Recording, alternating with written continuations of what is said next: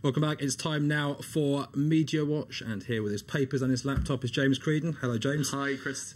We've been talking about it all evening. Let's continue. David Beckham, it seems, is bound for Paris Saint-Germain. That's right. And just to show how much of a subject it has been that's dominated the press today, this morning when people got up, that's what they saw if they were looking at a paper. Le Parisien, L'Équipe, that's France's big sporting paper. Le voilà, here he is. David kind of looks like he's giving the two fingers there to the French, but yeah, I don't think he actually is. They don't, it's V for victory for them. But anyway, so there you go. If we have a look online, people have been tweeting about it as well. Let's take a look at this particular tweet. Ouh là là, chaque fois que je change de chaîne à la télé, je vois Beckham. Every time I change TV channel, I see Beckham, and it's no different on France 24. He's here as well. He's all over the French television.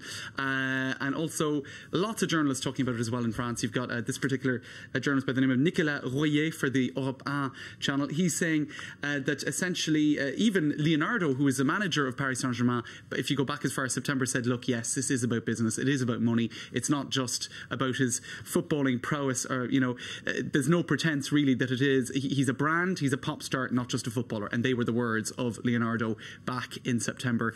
And indeed, in 2003, when he moved to Real Madrid, in just 5 months, he brought in €8 million worth of jersey sales, of football jersey sales. A lot of French politicians have been jumping on that particular bandwagon. That's saying right. He's not really worth €800,000, whatever it's going to be a month, and it's kind of all about business, really. They're quite upset about That's it. And as I was saying earlier, a politician has to form an opinion, and they've all formed an opinion pretty quickly about this, and they're saying, look, it's about the money. You've got Manuel Valls, he's essentially spokesman for the Socialist Party. He says €800,000 a month.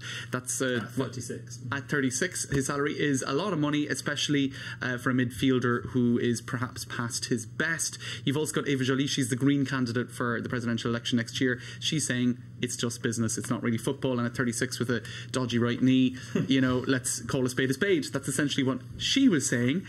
So yeah, that's pretty much across the board what people are, what the politicians are responding. We're talking a little bit about football here. There is, of course, the showbiz angle as well. Right. You had lots of different magazines reacting to this. Voici, which is well-known ladies' mag here. They were talking about David Beckham's hairstyles back through the ages. They decided to resurrect photos from the 90s when it was all floppy and blah blah blah blah blah. Photos that we're very familiar with, it must be said, in the English-speaking world, but it's almost as if the French are just waking up to what he looked like down through the ages now.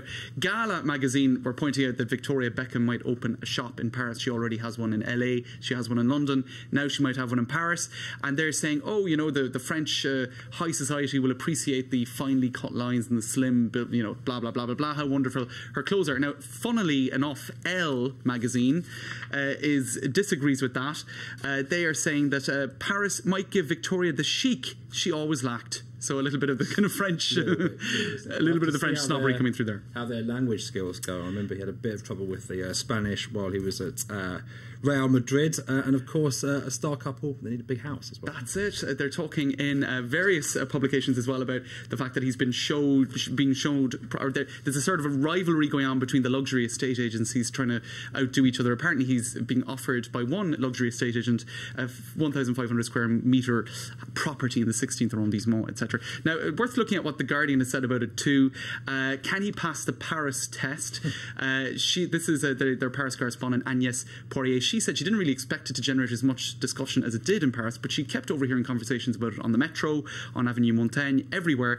And she said, you know, it'll be interesting to see how well he settles in. One thing that she points out is that Beckham is well known perhaps for his image in France, for his footballing prowess, but no one has really heard him speak.